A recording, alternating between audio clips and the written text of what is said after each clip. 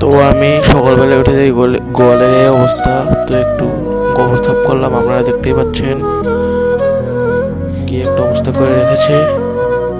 এখন গরুকে খাবার দেব, গোবর সাফ করা শেষ, সব কিছু রেডি হয়ে গেছে, এখন খাবার দেবো। এখন ঘুলটে দিলাম, এখন সবাইকে দিয়ে দিয়ে দেবো। এখন খাচ্ছে সবাই, এটাকে একটু ঘুলটে দিতে হয়, এটাকে একটু ঘুলটে দেবো।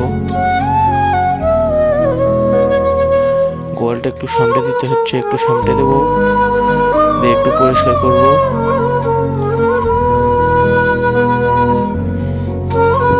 পরিষ্কার না করলে হয়তো দেখাতে খারাপ লাগে। এখন একটু ঝাপাল করে আপনাদেরকে দেখাচ্ছি বাইরের পরিবেশটা। এদের সবার খাওয়া শেষ, বলগুলো এখন তুলে রাখবো।